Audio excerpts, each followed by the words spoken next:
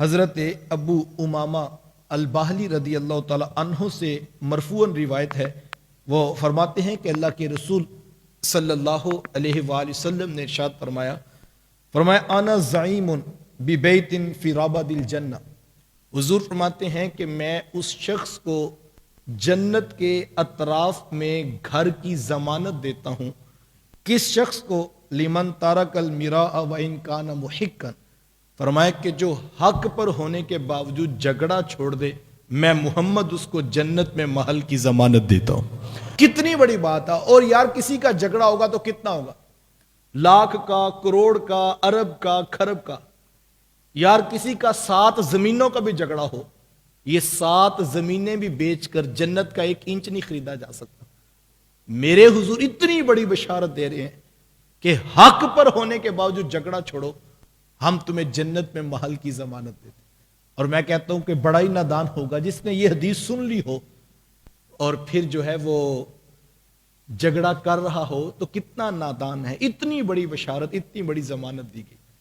اور پھر دوسرا پہلو جو اس حدیث میں میری نظر میں ہے وہ یہ ہے کہ 2 لوگوں میں جب اختلاف ہوتا ہے، جھگڑا ہوتا ہے، تو ظاہری بات ہے ایک شخص حق پر ہوتا ہے اور دوسرا شخص ناحق کر رہا ہوتا ہے، ایک ظالم ہوتا ہے اور دوسرا مظلوم ہوتا ہے۔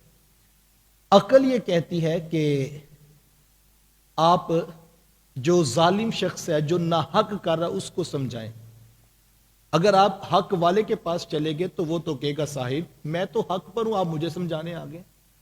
آپ کو اگر شوق ہے تو آپ جا کر جو ظالم شخص ہے اس کو سمجھائیں، میں تو حق پہ کھڑا ہوں، آپ مجھے سمجھانے آ گئے۔ اللہ اکبر۔ عقل کہتی ہے جو ظلم کر رہا ہے اس کو سمجھانے جاؤ، میرے حضور اس کی طرف نہیں جا رہے، میرے حضور جو حق والا ہے اس کو فرما رہے ہیں۔ تو اس کا دوسرا پہلو اگر ہم غور سے دیکھیں تو شاید یہ بھی لگتا ہے کہ میرے حضور جو ناحق جھگڑا کرنے والا ہے اس سے ناراض ہی اتنے ہیں کہ میرے حضور اس سے بات بھی نہیں کر رہے۔ اس حدیث میں حضور نے اس سے کوئی کلام نہیں کیا، بلکہ جو حق پر ہے اس کو کہا تو جھگڑا چھوڑ دے، ہم تجھے جنت میں محل کی ضمانت دیتے۔ اللہ اکبر۔ میں یہاں پر واصف علی رحمہ کا بھی ایک قول سنا دوں۔ واصف صاحب فرماتے ہیں کہ اگر کسی شخص سے تعلق نہیں رکھنا تو پھر جھگڑا کس بات کا؟ ہوتا ہے نا بندہ کسی شخص کے ساتھ چلتا ہے اور 2 4 10 ماہ کے بعد وہ محاسبہ کرتا ہے کہ یار یہ بندہ تو میری سمجھ میں نہیں آنے والا، سمجھ آ گیا کہ اس کے ساتھ تعلق نہیں رکھنا۔ تو واصف صاحب فرماتے ہیں جب تعلق ہی نہیں رکھنا تو پھر جھگڑا کس بات کا؟ اور دوسری بات اس سے بھی زیادہ خوبصورت، اور فرماتے ہیں کہ جب طے کر لیا کہ تعلق ہی رکھنا ہے تو پھر جھگڑا کس بات کا؟ یعنی جھگڑا تو دونوں صورتوں میں نہیں ہے۔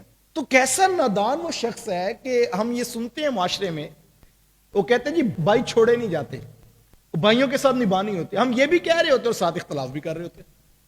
اور واصف صاحب ہی فرماتے ہیں کہ جس شخص کا جنازہ نہیں چھوڑ سکتے، آپ فرماتے ہیں اس شخص سے جھگڑا بھی نہ کرو۔ جب جنازے میں جا کے کھڑے ہونا ہے، جب وہ کفن میں منہ لپیٹ کے جو ہے وہ منو مٹی کے نیچے جانے کی تیاری کر چکا، اور اس وقت جا کے کہنا یا اللہ اس کو بخش دے۔ جنازہ کیا ہے؟ یہی جا کے ہم کہتے ہیں نا کہ اے اللہ مجھے بھی بخش دے اور اس میت کے لیے جو ہم آئے ہیں اس کو بھی بخش دے۔ یار جب وہ کفن میں منہ لپیٹ کے بیٹھا ہے اور منو مٹی کے نیچے جا رہا ہے، اور اس وقت ہم ہاتھ باندھ کے وضو کر کے قبلہ رخ ہو کے کہہ رہے ہیں مالک اس کو بخش دے، یا جب مرنے کے بعد ہم رب کے آگے منت کر رہے ہیں کہ اس کو معاف کر دے، تو زندہ شخص کو ہم کیوں نہیں معاف کرنے کے لیے تیار؟